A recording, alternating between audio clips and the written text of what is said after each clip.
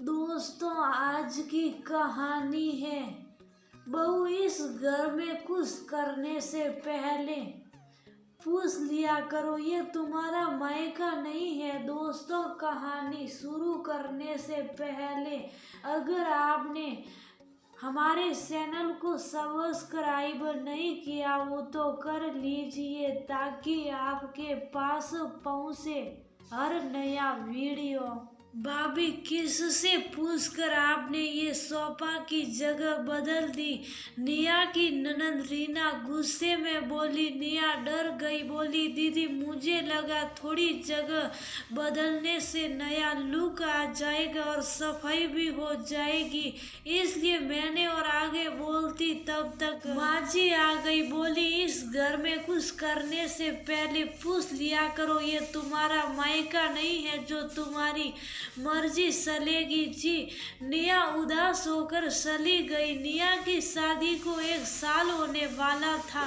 उसे याद आया जब दुल्हन बनकर आई थी तब सास ने कहा था, बहू आज से ये घर तुम्हारा है, इसे अपना घर समझकर संभालना और इस घर के लोगों को अपना समझकर ही प्यार देना। निया भी अपनी तरफ से पूरी कोशिश करती, लेकिन उसे लग रहा था कि इस घर की जिम्मेदारी बस उसकी है, बाकी कभी उसे महसूस ही नहीं हुआ कि ये घर उसका है, क्योंकि खाने से लेकर हर बात में सास और ननद की चलती, यहाँ तक कि अपने पति आकाश के संग कहाँ जाना है, क्या पहनना है, ये भी वही तय करती। कई बार निया को गुस्सा आ जाता, वो आकाश से कहती कि ये घर सिर्फ नाम का मेरा है, या मैं कुछ भी तो मन का नहीं कर पाती, तुम कुछ कहते क्यों नहीं? अरे मुझे इसमें मत घसीटो, कहकर आकाश पला झाड़ लेता। निया भी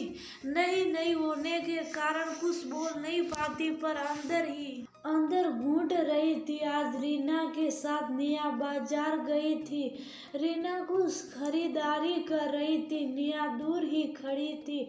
उसे पता था उसकी राय मानने वाली तो है नहीं। वहाँ उसकी पक्की सहेली मिल गई, जिसे देखकर निया बहुत खुश हुई। निया की शक्ल देखकर बोली, क्या यार ये दमकता चेहरा बूझा क्यों है? निया ने अपनी परेशानी बताई तो वह बोली, इतनी सी बातें मैं तुझे बताती हूँ, और उसने उपाय बताया। पहले तो निया बोली, ये सही नहीं है यार, इससे बात और बिगड़ जाएगी। सहेली बोली, अरे तू करके देख, ऐसे कब तक रहेगी? आखिर अब उसी घर में तुझे रहना है। निया भी सोच विचार करती हुई घर आ गई। दूसरे दिन माँ जी चाय का इंतजार कर रही थी। निया ने अपनी चाय बनाई और कमरे में जा रही थी। माँ जी बोली, बहू मेरी चाय कहाँ है? निया बोली, माँ जी आप अपने आप बना लीजिए, अब जब घर ही मेरा नहीं है तो फिर मैं घर का काम क्यों करूं? माँ जी गुस्से से बोली, दिमाग खराब हो गया है, घर का काम तुम नहीं करोगी तो कौन करेगा? तब तक ससुर, रीना और आकाश भी आ गए। आकाश बोला, ये क्या फालतू बात कर रही हो तुम? निया बोली, आज आप बीच में क्यों बोल रही हो? वैसे तो आप कहते हो कि मैं घर के मामले में नहीं पड़ना चाहता, और रीना आज से घर के रख रखाव की जिम्मेदारी तुम्हारी ही है, तुम अपने हिसाब से सब देख लेना।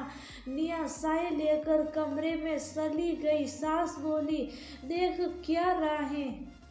उसके मायके फोन लगा, तब ससुर बोले, जो निया की स्थिति समझते थे, बोले निया सही कह रही है, जब घर की जिम्मेदारी उसकी तो घर भी उसका होना चाहिए, जहाँ अपने मन से वो रह सके, कुछ कर सके, नहीं तो घर टूटते देर नहीं लगती। पहले तो माँ जी को समझ नहीं आया, पर घर टूटने के अंदेशा से उन्हें डर लगा। फिर वो निया के पास गई, बोली तुम सही थी, घर सबका होता है, तुम्हें भी अपनी पसंद से जीने का और घर को संभालने का हक है, मुझे ही समझने में देर लग गई। निया बोली, माफ करना माँ जी, ये बात समझने के लिए ही मुझे ऐसा करना पड़ा, आप सब तो मेरे अपने ही होनिया मनी में सहेली को धन्यवाद दे रही थी। उसके चेहरे की रौनक वापस आ गई थी।